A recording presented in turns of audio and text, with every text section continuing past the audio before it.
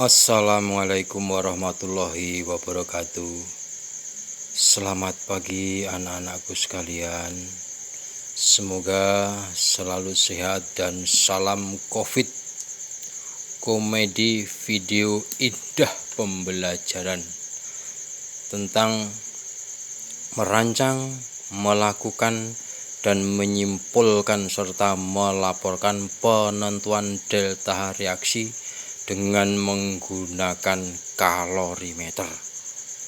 Kalorimeter yang kita pergunakan saat ini adalah tungku tradisional yang terbuat dari batu, dan kita perkirakan memiliki kapasitas panas atau kapasitas kalor 5000 kalori per derajat Celcius. Pada tahap awal kita akan sediakan kayu bakar yang tadi kira-kira saya timbang kurang lebih 15 kg. Kemudian pada kedua tungku ini kita pergunakan untuk memanaskan air sekitar 8 liter dengan suhu awal adalah suhu lingkungan yang kurang lebih 25 derajat Celcius.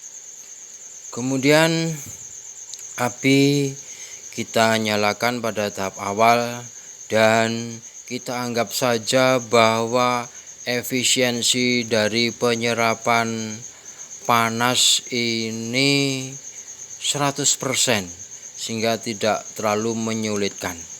Walaupun kenyataannya bahwa efisiensi penyerapan kalor itu di bawah 100%.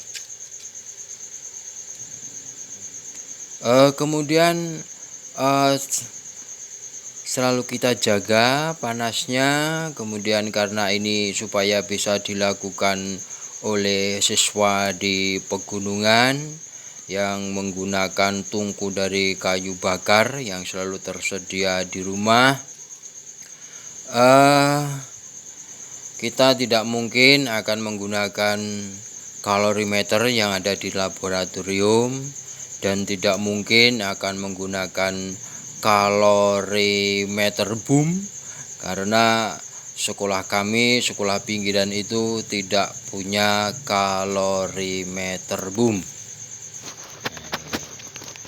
Mari kita tunggu sampai semua panas pembakaran ya, dengan sabar ya. Ini hanya merupakan suatu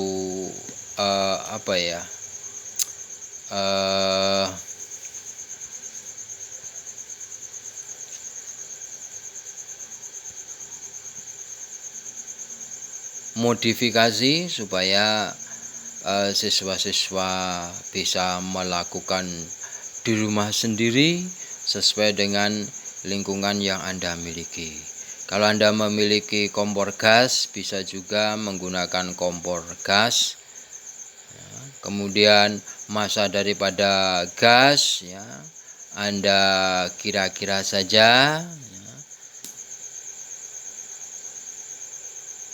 Suaranya kelihatannya sudah akan mendidih ya. Tanda mendidih nanti terjadi gelembung-gelembung udara pada seluruh permukaan air, baik di bawah, di samping maupun di atas. Kenyataan ini bahwa ada kalor yang hilang baik secara konduksi, konveksi maupun radiasi. Seperti saya katakan di awal, bahwa efisiensi kita anggap 100%, sehingga kalori yang hilang karena konduksi, konveksi, dan radiasi dianggap nol.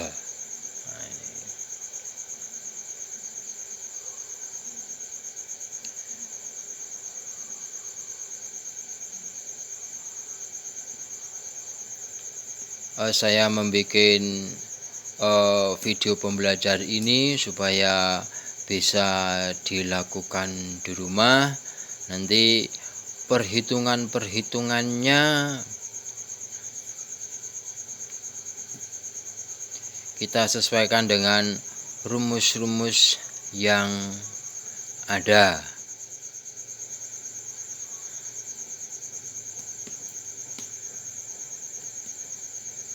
Jadi bahwa sesuai dengan hukum termodinamika 1 bahwa ataupun hukum Planck bahwa kalor yang dilepas akan sama dengan kalor yang diserap.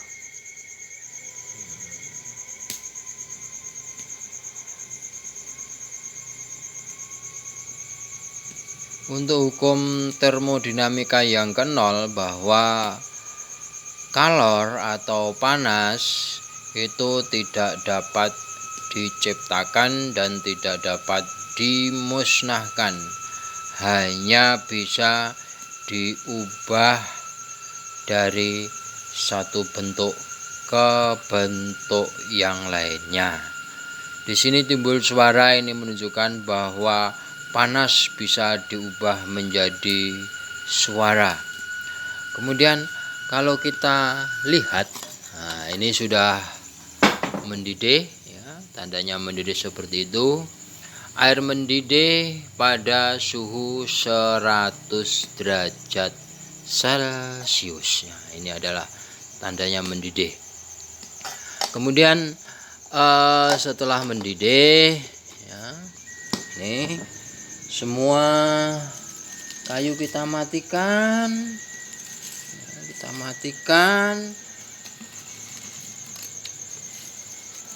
Kemudian kita matikan dulu. Kemudian kita timbang lagi. Kalau kita tidak punya timbangan, ya dikira-kira saja. Katakanlah kayu ini beratnya tinggal 10 kilogram, karena masih ada kayu yang tersisa. Setelah itu, setelah kita matikan ya, baru data-data yang kita peroleh tadi kita catat sebagai dasar dalam perhitungan. Ini merupakan suatu percobaan yang sederhana dengan menggunakan metode ilmiah. Ada 6 langkah di dalam metode ilmiah. Langkah yang pertama adalah merumuskan masalah. Masalah di sini adalah berapakah kalor bakar atau perubahan entalpi pembakaran dari kayu. Langkah yang kedua adalah observasi atau pengamatan. Sebelum sebelum percobaan ini dilakukan, ya diamati dulu bagaimana air mendidih, kemudian suhu awal. Kalau kita tidak punya termometer, ya sudahlah, diperkirakan. Kemudian langkah metode ilmiah yang ketiga adalah hipotesis atau merumuskan jawaban sementara. Jawaban sementara yang mudah saja bahwa kayu itu memiliki kalor bakar atau perubahan entalpi yang bisa dipergunakan untuk menaikkan atau mendidihkan air. Berikutnya dari metode langkah ilmiah adalah langkah yang keempat, merancang dan melakukan percobaan atau kegiatan. Ya, rancangannya. Kemudian yang kelima adalah analisis data. Bisa kita lakukan yang paling sederhana adalah studi pustaka, ya, menghubungkan pendapat-pendapat ilmuwan dari buku-buku yang resmi.